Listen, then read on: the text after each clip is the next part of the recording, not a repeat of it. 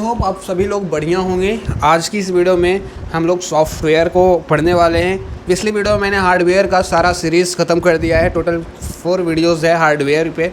सो आप लोग हार्डवेयर नहीं देखें तो उसको भी देख लीजिएगा और आप यहाँ से भी स्टार्ट कर सकते हैं। आप सॉफ्टवेयर को पढ़ने के बाद भी हार्डवेयर को पढ़ सकते हैं।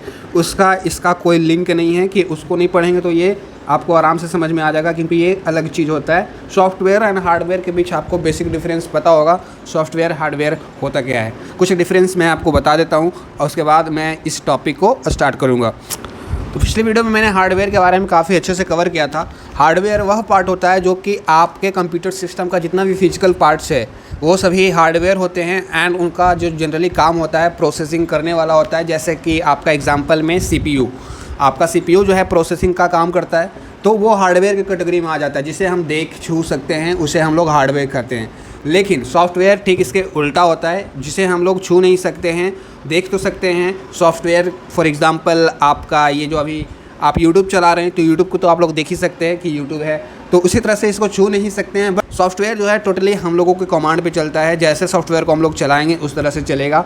जैसे आप लोग YouTube को चलाएंगे उस तरह से चलेगा। आप YouTube पे पढ़ने आए या आप YouTube पे टाइम पास करने आए, अब YouTube आप पे डिपेंडेंट होता है। तो इसका पहला डिफरेंस सिंपल सा, हार्डवेयर आपका फिजिकल पार्ट्स होता है जिसे हम लोग देख छू सकते हैं, तोड़ फोड़ सकते हैं। लेकिन सॉफ्टवेयर जो होता है वो आपका डिजिटल पार्ट्स होता है, उसे हम लोग छू नहीं सकते हैं और इसको हम लोग क्रैक्स कर सकते हैं, ख़राब कर सकते हैं, लेकिन तोड़ फोड़ नहीं सकते हैं।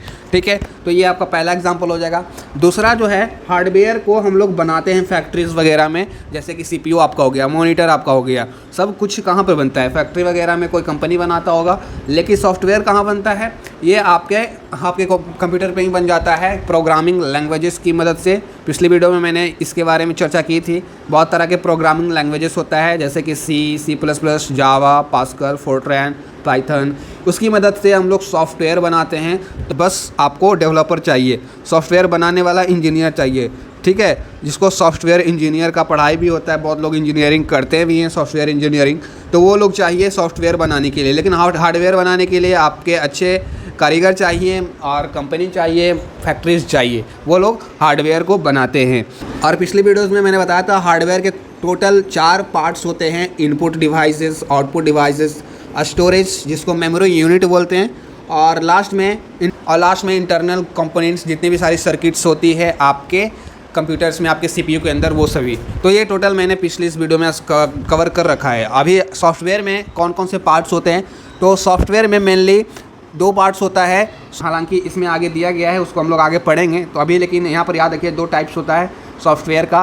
पहला होगा प्रोग्राम सॉफ्टवेयर, दूसरा होगा आपका एप्लीकेशन सॉफ्टवेयर। ठीक है, तो दोनों का नाम याद रखिएगा। 2 तरह के सॉफ्टवेयर होते हैं। सो आई होप इतना डिफरेंस दोनों के बीच, हार्डवेयर और सॉफ्टवेयर के बीच काफ़ी होगा। बाकी हम लोग अब इस टॉपिक को आगे बढ़ाते हैं। तो सॉफ्टवेयर जनरली में होता क्या है, तो सॉफ्टवेयर का थोड़ा बहुत डिटेल तो आप लोग जाने गए होंगे, जिसे हम लोग टच नहीं कर सकते हैं, उसको सॉफ्टवेयर कहेंगे। ठीक है, और सॉफ्टवेयर 2 टाइप्स के होते हैं। ठीक है, और ये डेवलपर के द्वारा बनाए जाते हैं, सॉफ्टवेयर इंजीनियर के द्वारा बनाए जाते हैं, और प्रोग्रामिंग लैंग्वेजेस की मदद से बनाए जाते हैं, जैसे कि C++, जावा, पाइथन वगैरह। तो इतना तो आप लोग समझ ही गए होंगे। सॉफ्टवेयर जो है आपके कंप्यूटर को कंट्रोल करता है और आपके जो जितने भी हार्डवेयर वगैरह है उसका यूज़ करके आपके सारे काम को अंजाम देता है। सॉफ्टवेयर का बस इतना ही काम होता है और इसका कोई ज़्यादा काम नहीं होता है। जैसे कि फॉर एग्ज़ाम्पल मैं फ़ोटोशॉप चला रहा हूँ, फ़ोटोशॉप भी एक तरह से सॉफ्टवेयर है। तो फ़ोटोशॉप में हम लोग क्या कमांड करते हैं, हम लोग फ़ोटो एडिट करने जाते हैं, फ़ोटो एडिट करने के लिए कमांड देते हैं, तो उसमें रैम वगैरह का यूज़ आता है। रैम वगैरह का यूज़ आता है मतलब CPU में जितनी सारी सामान लगी होती है सभी का यूज़ होता है। तो हार्डवेयर का यूज़ करके सॉफ्टवेयर अपना सारा काम निपटाता है, बस इतना ध्यान में रखना। Software is a general term. देखो, सभी कंप्यूटर में अलग अलग तरह के प्रोग्राम होंगे, लेकिन सभी का अलग अलग, सभी कंप्यूटर में प्रोग्राम लगे हुए हैं, सभी का अलग अलग नाम लेना फिर मुश्किल हो जाता है। इसीलिए एक जनरल टर्म बनाया गया, सभी नाम के बदले एक नाम, जिसका नाम सॉफ्टवेयर है। जैसे कि आपके कंप्यूटर में आफ्टर इफेक्ट वीडियो एडिटर है, मेरे कंप्यूटर में फिल्मोरा है, तो हम लोग इसका एक कॉमन नाम ले लेंगे, दोनों को वीडियो एडिटर कह देंगे, तो आप लोग समझ में आ जाएगा कि वीडियो एडिटर करने वाला सॉफ्टवेयर है। उसी तरह से बहुत सारे प्रोग्राम्स थे, उसका एक जनरल नाम सॉफ्टवेयर हम लोग बोल सकते हैं। सो यहाँ पर मैंने जो समझाया ना अभी थोड़ी देर पहले, हार्डवेयर सॉफ्टवेयर के बीच डिफरेंस क्या होता है, वही सभी चीज़ें की बात की गई है। तो उसके बाद यहाँ पर बताया गया कि कितने तरह के सॉफ्टवेयर होते हैं। 2 तरह के होते हैं यार, एक होता है प्रोग्रामिंग सॉफ्टवेयर और दूसरा होता है एप्लीकेशन सॉफ्टवेयर। तो चलिए हम लोग अभी समझते हैं programming software and application software क्या होता है। एप्लीकेशन सॉफ्टवेयर, एप्लीकेशन प्रोग्राम्स क्या होता है। एप्लीकेशन प्रोग्राम का एक एग्जांपल से आप लोग समझ सकते हैं कि आपके कंप्यूटर में जितने भी सारे एक्स्ट्रा सॉफ्टवेयर हैं जो आपने खुद डाउनलोड करा है, सिस्टम द्वारा नहीं दिया गया है, तो वो सभी जो सॉफ्टवेयर हैं इंसान के द्वारा जो इंस्टॉल करे जाते हैं वो सभी एप्लीकेशन सॉफ्टवेयर हो जाएंगे। और इनका कोई स्पेसिफिक काम ही करना होता है। जैसे कि MS एक्सेल में आप लोग वीडियो तो नहीं देख पाएंगे ना। VLC प्लेयर में आप लोग वीडियो देख पाएंगे, वहाँ पे आप लोग अपना डाटा एंट्री तो नहीं कर पाएंगे। तो जितने भी सॉफ्टवेयर होंगे, फ़ोटो एडिटर का फ़ोटो एडिट करने का काम होगा, वहाँ पे आप वीडियो एडिट करेंगे तो कैसे चलेगा, नहीं चलेगा। तो ये इनका ये खासियत होता है एप्लीकेशन सॉफ्टवेयर का कि वो कोई स्पेसिफिक टास्क करते हैं जो जिसके लिए वो बना है, बस वही काम करेगा वो। और आगे में जो बताया गया है, a common term used for special text editor. Text editor आपके दुनिया में बहुत सारे हैं, मतलब बड़ा बड़ा नाम सभी का अलग अलग है, लेकिन एक कॉमन नाम लिया गया जिसका सभी नाम के बदले एक नाम, उसका नाम क्या हो जाएगा, वर्ड प्रोसेसर। सभी टेक्स्ट एडिटर के बदले एक नाम ले लेते हैं, उसका नाम वर्ड प्रोसेसर हो जाएगा। और another popular type of application program, इसी का एप्लीकेशन सॉफ्टवेयर का ही एक टाइप है, कौन सा, DBMS का full form database management system, उसको याद रखिएगा। और आगे बढ़ते हैं, the most important system program is an operating system. तो OS क्या होता है, OS से तो आप लोग अवगत होंगे यार। OS वही सब होता है जिसपे आपका कंप्यूटर काम कर रहा होता है, आपका स्मार्टफोन काम कर रहा होता है, टैबलेट वगैरह जितने भी आपके डिवाइसेस हैं जो OS पे काम कर रहे हैं, उसका आप एग्जांपल उठा सकते हैं। जैसे कि कंप्यूटर में बहुत सारे ऑपरेटिंग सिस्टम लगे हुए होते हैं, और वो नहीं रहेगा तो आपका कंप्यूटर अच्छे से क्या काम ही नहीं कर पाएगा। मतलब आप कोई OS आपको चाहिए आपके कंप्यूटर को चलाने के लिए।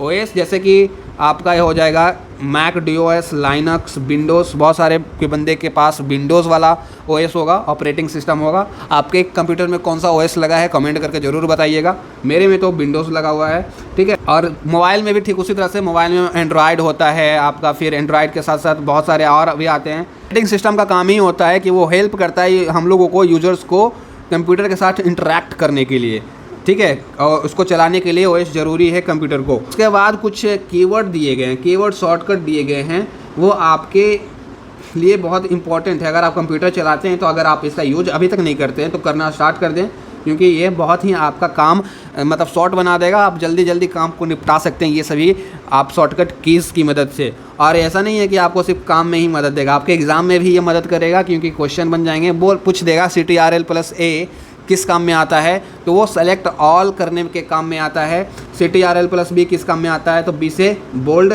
CTRL+C किस काम में आता है, C से कॉपी। CTRL+D किस काम में आता है, D से फॉन्ट डायलॉग बॉक्स के काम में आता है। CTRL+E किस काम में आता है, तो कीबोर्ड आप लोग तो देखे होंगे, इतना तो आइडिया लगेंगे होगा।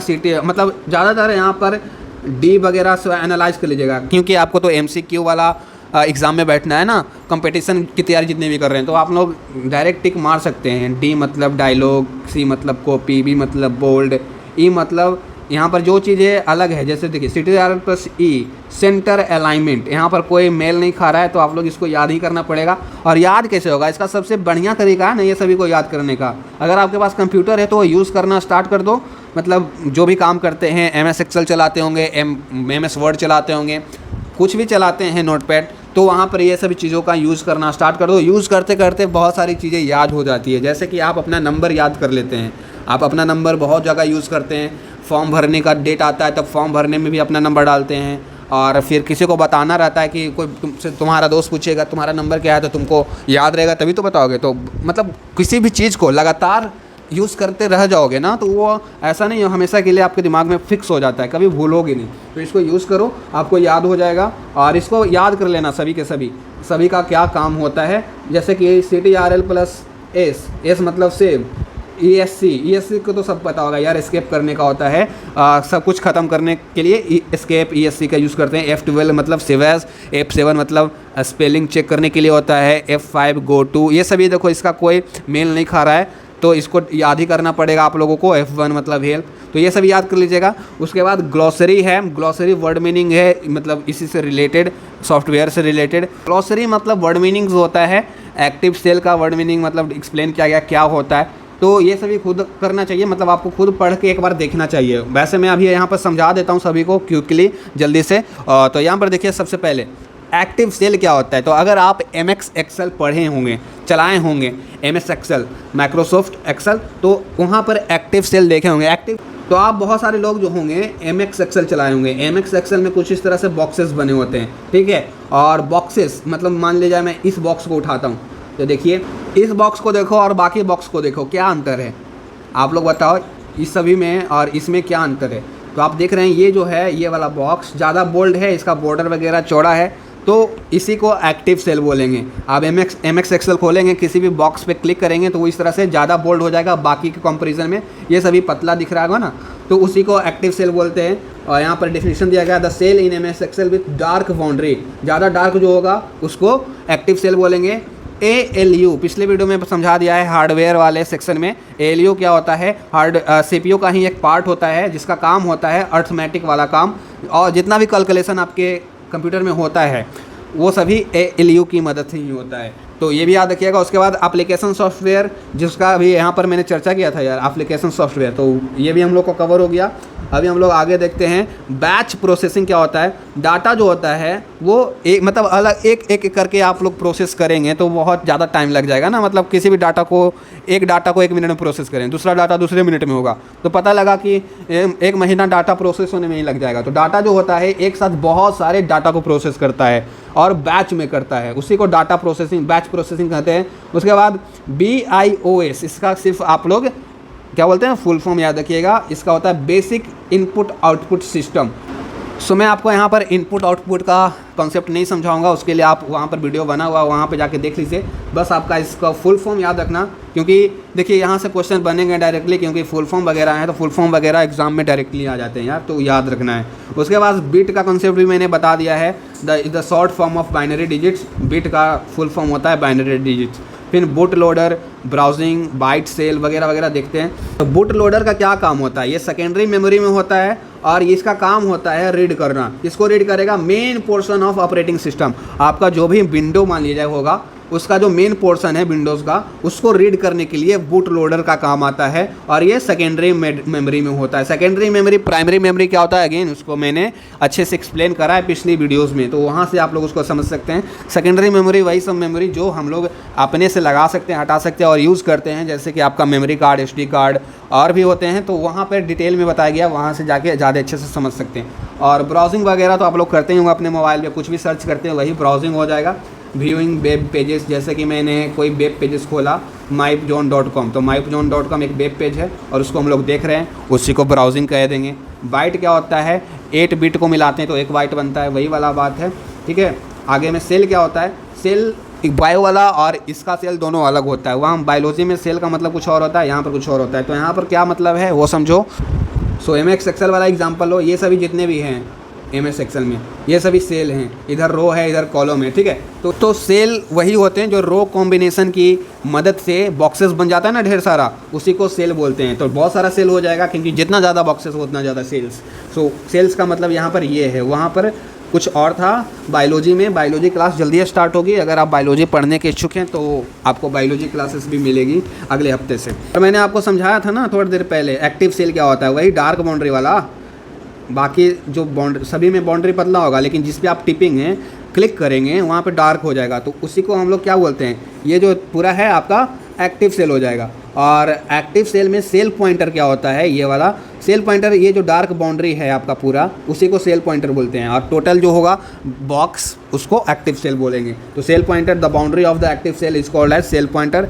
कॉपीराइट से तो आप लोग बहुत लोग जानते होंगे यार कॉपीराइट क्या होता है। अगर आपको अभी तक नहीं पता है तो समझो कॉपीराइट क्या होता है। कॉपीराइट का मतलब आप किसी और के वीडियोस को या फिर कुछ और भी डाटास वगैरह को आप गलत तरीके से अपना बना के यूज़ करते हैं। मतलब मैंने कोई पोएम लिखा और मैंने पोस्ट किया अपने वेबसाइट पे, अब आप उस पोएम को कॉपी करके अपना बता रहे हैं, तो वो वहाँ पर मैं आपको कॉपीराइट दे सकता हूँ, क्योंकि आपने मेरा कॉपी किया है और आप बेनिफिट उठा रहे हैं। तो वहाँ पर कॉपीराइट करने के लिए मेरे पास टोटल राइट होता है। तो कॉपीराइट का सीन आपको समझ में आ गया। It means that the material and information are personal property को कोई क्षति पहुँचाता है तो उसको कॉपीराइट बोलते हैं। तो किसी पर्सनल प्रॉपर्टी को अगर आप गलत यूज़ करेंगे ना तो आपको कॉपीराइट दे सकता है जो पर्सन होगा।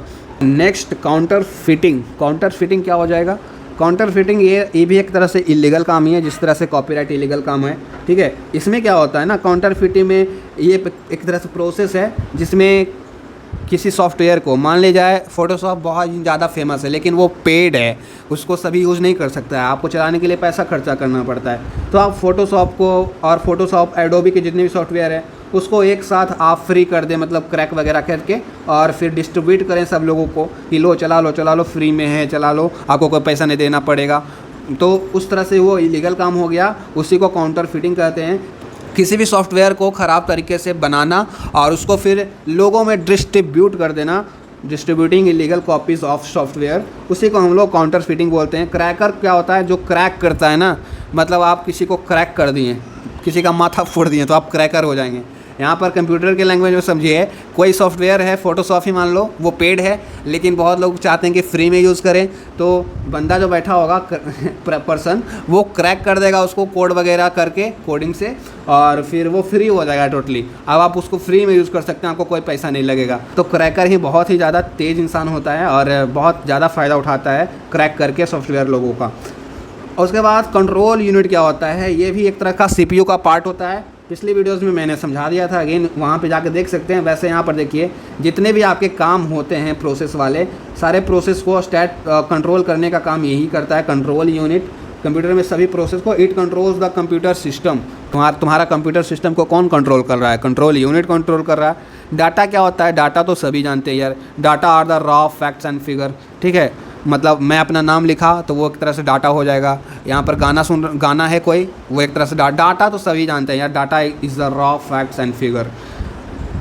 उसके बाद डाटा बेस क्या होता है, डाटा तो सब जानते हैं लेकिन डाटा बेस बहुत लोग नहीं समझ पाते हैं। तो कलेक्शन ऑफ फाइल्स, मतलब मान लीजिए आपके फोल्डर्स में, आपके फ़ोन या आपके कंप्यूटर में बहुत ज़्यादा फाइल्स है, किसी में गाना रखा है, किसी में वीडियो रखा है, किसी में PDFs वगैरह रखा हुआ है, बहुत सारे फाइल्स आपके कंप्यूटर्स में हैं, ठीक है। तो वही सभी फाइल्स को एक साथ मिला देंगे तो वो क्या हो जाएगा, डाटाबेस हो जाएगा। क्योंकि फाइल्स के अंदर भी बहुत सारी चीज़ें हैं, तो बहुत सारी डाटा भरी हुई है कि नहीं।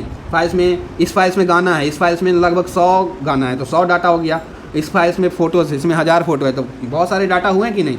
तो इसी कलेक्शन को डाटाबेस कहते हैं।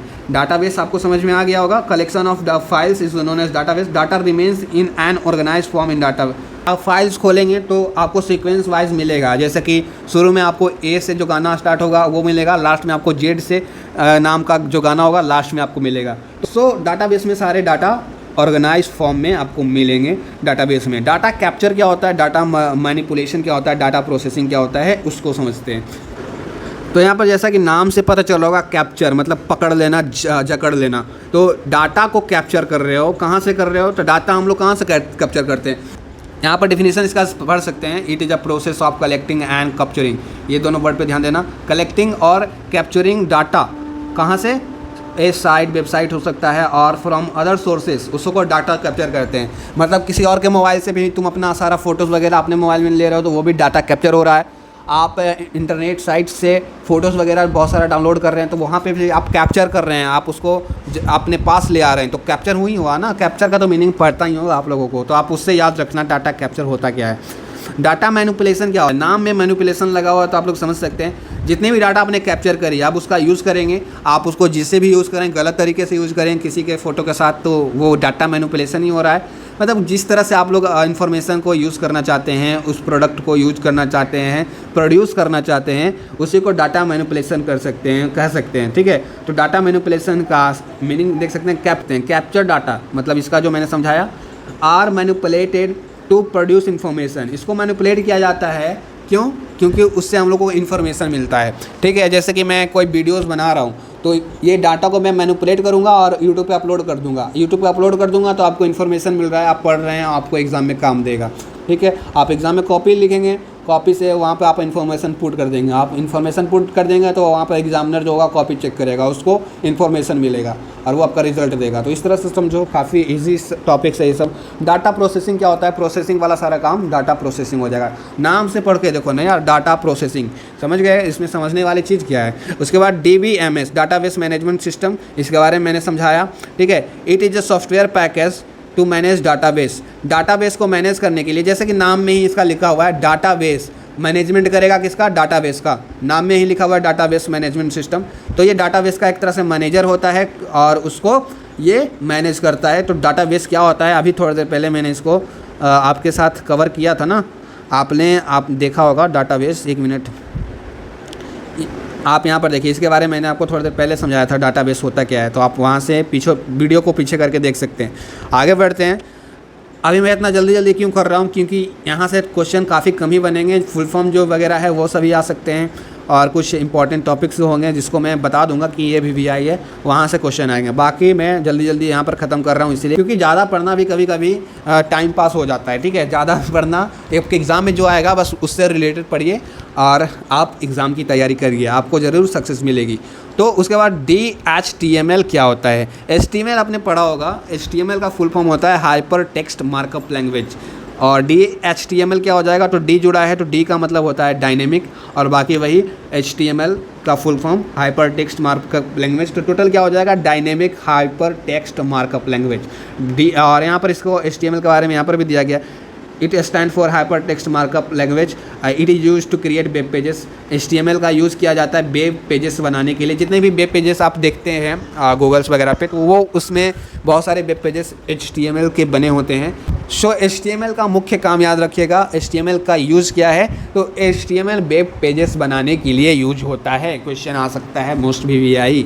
उसी तरह से DHTML थोड़ा सा एडवांस वर्जन है, dynamic hyper text markup language. इसका यूज़ क्या है, create dynamic content on web pages. Web pages में कुछ कंटेंट्स होंगे, मतलब बहुत सारी चीज़ें होंगी, फ़ोटोज़ होगी, बहुत सारी चीज़ें लिखी होगी, बहुत सारे चीज़ों का यूज किया होगा वेब पेजेस के अंदर।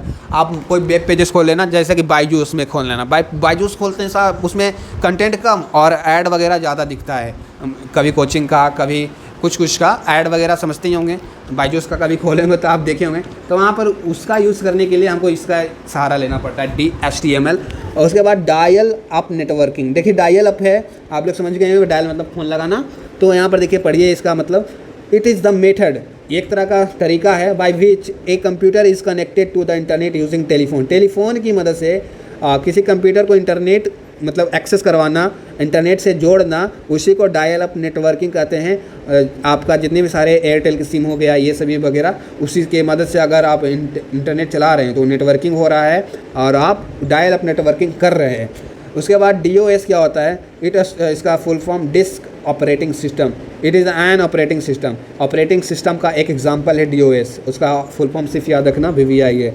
डाउनलोडिंग क्या होता है, अपलोडिंग क्या होता है, ये सभी बताने की चीज़ नहीं है। एथिक्स क्या होता है, एथिक्स मतलब होता है rules and regulation and belief, विश्वास।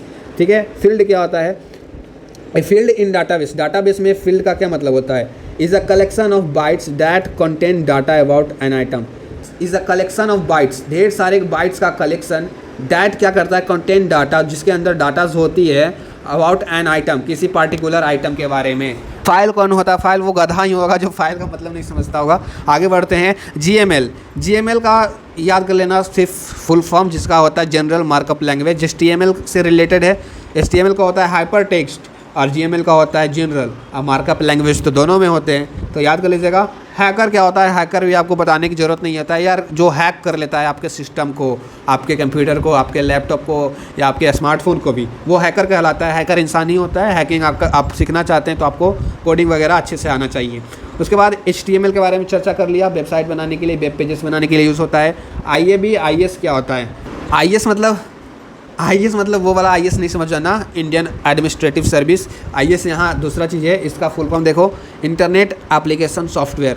इंटरनेट एप्लीकेशन सॉफ्टवेयर, और इसको ब्राउज़र्स भी बोलते हैं, क्रोम वगैरह, क्रोम, मिजोला, फायरफॉक्स, और भी सैमसंग इंटरनेट ब्राउज़र, सैमसंग का ब्राउज़र आता है। बहुत सारे ब्राउज़र हैं यार, माइक्रोसॉफ्ट का खुद का ब्राउज़र आता है, उसको IS बोलते हैं। ठीक है। और इसी से मिलता जुलता है IAB। तो दोनों का फुल फॉर्म भी आपको मिलता जुलता ही मिलेगा। Internet activity boards. Internet activity boards यहाँ पर था इंटरनेट एप्लीकेशन सॉफ्टवेयर। तो I से इंटरनेट हो जाएगा, A से एक्टिविटीज़ हो जाएगा, B से बोर्ड हो जाएगा। इसका एक नया नाम हुआ है, ये पुराना नाम था इंटरनेट एक्टिविटी बोर्ड्स, इसका नया नाम है इंटरनेट आर्किटेक्चरल बोर्ड। तो नया नाम पुराना नाम दोनों याद रखना है। ओके। पुराना नाम जो था कब बना था, 1983 में बना था, लेकिन अभी के टाइम पे इसका नाम बदल के इंटरनेट आर्किटेक्चरल बोर्ड कर दिया गया है। तो ये आपका ग्लोसरी था। अभी एक और पेज है नेक्स्ट पेज में, उसको भी देख लेते हैं। यहाँ पर IETF आपको शायद नहीं दिख रहा होगा, ब्लर दिख रहा होगा, IETF है, आप लोग नोट डाउन कर लो। IETF है और IRTF है, तो दोनों का देखिए मिलता जुलता होगा full form, internet engineer task force, internet researcher task force. तो इंजीनियर रिसर्चर के बीच सिर्फ डिफरेंस है, आप लोग इसका फुल फॉर्म याद कर लेना, VVI है। ISP क्या होता है? Internet service provider. So ISP जो होता है टोटली इंटरनेट प्रोवाइडर के पास होता है, और आप जब वाईफाई लगवाएंगे अपने घर में तो आपको ISP दिया जाएगा, बताया जाएगा, ठीक है, कि आपका ISP क्या है। तो समझ गए होंगे। इंटरनेट सोसाइटी से आप लोग नाम से पढ़ समझ जाइए कि इंटरनेट सोसाइटी क्या है। बहरहाल मैं पढ़ देता हूँ। इट वाज फॉर्म, ये इसका टाइम याद रखेगा, 1992 में ये फॉर्म हुआ था। क्यों हुआ था? To promote the use of internet, internet को मतलब ज़्यादा से ज़्यादा लोग यूज़ कर पाएँ, इसीलिए इसका फॉर्मेशन हुआ था 1992 में। इनपुट यूनिट मैंने समझा दिया है, और ये सभी ऑपरेटिंग सिस्टम है। एग्जांपल उसका है लिनक्स हो जाएगा। लिनक्स का आप लोग यहाँ पर देख सकते हैं, it is a Unix like operating system with graphical user interface, ठीक है। और Mac OS it is an operating system use as, इसका देखिए मैक का फुल फॉर्म याद रखिएगा, मैकिनटोश। और ये एप्पल वगैरह में यूज़ होता है, एप्पल वगैरह का जितना भी लैपटॉप होगा ना उसमें आपको मैक दिखेगा। मॉडेम भी आप लोग जानते होंगे, पहले के बच्चे जो होते थे मॉडेम लगा के कंप्यूटर में अपना इंटरनेट यूज़ करते थे। अभी वाईफाई का जब मतलब वाईफाई बहुत ज़्यादा चल गया है ना, वाईफाई से डायरेक्ट कनेक्ट करते हैं, अभी इंटरनेट चला लेते हैं। लेकिन पहले तो मॉडेम वगैरह चलता था, 4G वगैरह सिम लगा के। मॉडेम एक तरह से छोटा सा डिवाइस रहता है, उसमें सिम लगता है, फिर आप उसको जो मॉडेम होता है आप अपने CPU में लगा देते हैं, उसके बाद इंटरनेट आप लोग यूज़ करते हैं। तो मॉडेम का कंसेप्ट भी काफ़ी इजी है। मेमोरी यूनिट बताएं दिया, जिसमें प्राइमरी सेकेंडरी मेमोरी मतलब रैम रोम वगैरह एक्सप्लेन किया है पिछले वीडियोस में, वहाँ से जाके सीख सकते हैं, आप लोग पढ़ सकते हैं। ऑनलाइन प्रोसेसिंग क्या होता है? इट इज़ यूज्ड कब? When data are coming continuously without delay. मतलब होता नहीं है, जैसे कि आप बोलते हैं, बहुत लोगों को प्रॉब्लम होता है, सर बफरिंग हो रहा है, वीडियोस बफरिंग हो रहा है, मतलब लगातार नहीं चल रहा है। तो बफरिंग जो होता है वो नहीं होने लगे और डायरेक्ट कंटिन्यूसली चले विदाउट एनी डिले, उसी को ऑनलाइन प्रोसेसिंग बोलते हैं। मतलब ऑनलाइन प्रोसेस हो रहा है, और प्रोसेस हो रहा है मतलब आपका वीडियो अच्छा से चलेगा। ऑनलाइन प्रोसेस नहीं होगा तो आपका वीडियो जो है यूट्यूब वाला रुक रुक के चलेगा। तो ऑनलाइन प्रोसेसिंग का मतलब यही है। ऑपरेटिंग यूनिट क्या होता है? ऑपरेटिंग यूनिट को आप लोग बस इतना याद रखना, इसका यूज़ क्या है। इसका यूज़ है कि ये कंप्यूटर से आउटपुट को लेता है, जैसे कि it is use to take output, कहाँ से? कंप्यूटर से। कंप्यूटर से आउटपुट लेने का काम ऑपरेटिंग यूनिट का काम है। ऑपरेटिंग सिस्टम क्या होता है वो आपने पढ़ा, it is N interface between human users and the computer hardware. तो OS तो आप लोग समझेंगे होंगे, काफ़ी ईजी है यार, एंड्रॉयड वगैरह, विंडोज़ वगैरह। सो ये रहा आपका हार्डवेयर, ये रहा आपका सॉफ्टवेयर, मतलब ऑपरेटिंग सिस्टम ये रहा, ये आपका ह्यूमन है। तो यही वाला डेफिनेशन यहाँ पर दिया गया है कि operating system is an interface, मतलब बीच वाला, between human users and computer hardware. तो वो दोनों के बीच का जो काम करता है ऑपरेटिंग सिस्टम का काम करता है। आप इतना टेक्निकल मत जाओ, अब बस ये इतना याद रखो कि आपके फ़ोन में जो ऑपरेटिंग सिस्टम लगा हुआ है एंड्रॉयड, वही उसी का बात मैं कर रहा हूँ। पायरेसी क्या होता है? काफ़ी इंपॉर्टेंट, इसको भी ध्यान में रखना। It is the illegal reproduction and distribution of software application. मैंने थोड़ी देर पहले आपको एक और पढ़ाया था, उसको ध्यान में आपने रखा होगा तो आप शायद समझ जाएंगे कि उसी का मैं बात कर रहा हूँ, काउंटर फिटिंग, ठीक है। वही वाला बात यहाँ पर भी है। इलीगल तरीके से किसी का प्रॉपर्टी मतलब सॉफ्टवेयर को डिस्ट्रीब्यूट करना, रिप्रोड्यूस करना, बनाना या लोगों में बांटना, उसको पायरेसी बोलते हैं, ठीक है। तो पायरेसी तो आप लोग को समझ में आ गया होगा। पायरेसी क्या होता है, प्राइमरी की क्या होता है, ये सब एक्सेल वगैरह चलाए होंगे ना, तो ये सब आपको पता होगा। प्राइमरी की, it is a field with unique value. Primary की एक ऐसा फील्ड होता है जहाँ पे यूनिक वैल्यू होता है, बाकी जितने भी की होते हैं वो नॉर्मल की होते हैं। प्राइमरी की में आपका यूनिक वैल्यू होता है। आप MS एक्सेल खोलना, आपको प्राइमरी की दिख जाएगा। प्राइमरी मेमोरी, सेकेंडरी मेमोरी का कॉन्सेप्ट पहले बता दिया। Query, it is use to extract information from database. Database से इन्फॉर्मेशन बाहर निकालने के लिए क्वेरी का यूज़ करते हैं। रेंज ऑफ सेल, नहीं बोलते हैं हम लोग कि मेरे एरिया में आओ तुमको देख लेंगे, तो आपका बहुत ज़्यादा रेंज है आपके एरिया में, कहीं पे भी कोई बंदा आपके दुश्मन आए तो आप उसको देख लेंगे। तो इसी तरह से सेल का बहुत बड़ा रेंज होगा, वो मतलब आसपास के सभी को देख लेगा। और इसका डिफिनीशन समझना चाहते हो तो देखिए, it is a group of neighbouring cell, पड़ोसी सेल, ठीक है, that touch the each other, जो एक तरह से दूसरों को टच करता है। तो वही वाला बात है यार, एक्सेल में बहुत सारे सेल्स होते हैं, ठीक है, और ये मतलब इससे टच है, ये इससे टच है, सभी आपस में जुड़े हुए होते हैं, उसी को बोलते हैं आपका रेंज ऑफ सेल्स। RDMS इसके बारे में तो आपने पढ़ा होगा ना, DBMS, उसमें R लगा हुआ है, तो R लगा हुआ है, R का मतलब होता है रेशनल, बस इतना जोड़ देना है, बाकी फुल फॉर्म सेम है, rational database management system. Record क्या होता है? It is the collection of related fields. Record बोलते नहीं है कि आपका रिकॉर्ड मेरे पास है, आप इससे भी एग्जांपल ले सकते हैं। उसके बाद सॉफ्टवेयर है, सेकेंडरी मेमोरी का भी जिक्र हो चुका है। सोलरिस क्या होता है? सोलरिस आप इसका नाम पे ध्यान से देखिए, सोलर लगा हुआ है, सोलर मतलब सूर्य देवता, सूर्य भगवान। इसका जब डिफिनेशन पढ़ेंगे तो आपको सन का जिक्र किया जाएगा। देखिए सन का जिक्र हुआ ना, सोलर मतलब सन ही होता है यार, सोलर एनर्जी। सो यहाँ पर क्या होता है? इट इज़ ए यूनिक्स, एक तरह का ऑपरेटिंग सिस्टम ही है यार, जो किसकी मदद से बनाया जाता है? Developed by Sun Micro System. Sun Micro System की मदद से सोलरिस को बनाया जाता है। सॉर्टिंग क्या होता है? ये एक तरह से अरेंजमेंट का काम करने, डाटा को मतलब क्रमबद्ध, जैसे कि आपको टीचर बोलते हैं एक लाइन में खड़ा हो जाओ, आपके स्कूल में बोलते होंगे, तो यहाँ पर डाटा को बोलता है एक लाइन में खड़ा हो जाओ, उसी को बोलते हैं सॉर्टिंग, ठीक है। और सिस्टम का सॉफ्टवेयर क्या होता है? आपको दो तरह का सॉफ्टवेयर मैंने बताया। सिस्टम का सॉफ्टवेयर आपको मैंने एक्सप्लेन शायद नहीं किया था, अभी हम कर देते हैं। सिस्टम का सॉफ्टवेयर वही सब सॉफ्टवेयर जो होता है जो आपके सिस्टम को चलने के लिए ज़रूरी होता है और सिस्टम में पहले से दिया हुआ होता है, आप उसको डाउनलोड नहीं करते हैं, तो वही सबको सिस्टम सॉफ्टवेयर बोलते हैं, ठीक है। आप जब भी कंप्यूटर खरीदेंगे तो कुछ चीज़ें होंगी जो आपको पहले से मिलेगी, उसको सिस्टम सॉफ्टवेयर बोलेंगे। जितने भी सारे सॉफ्टवेयर पहले से आपके कंप्यूटर में मौजूद हैं, आपने उसको नहीं लाया है। उसके बाद टैग से आप लोग फेसबुक वगैरह यूज़ करते होंगे तो टैग लगाते होंगे। टैग जो होता है HTML का पार्ट होता है, तो आप यहाँ पर HTML के कॉन्टेक्स्ट में सिर्फ पढ़िएगा, क्योंकि आप कंप्यूटर पढ़ रहे हैं, आप यूट्यूब वगैरह फेसबुक नहीं पढ़ रहे हैं, ओके।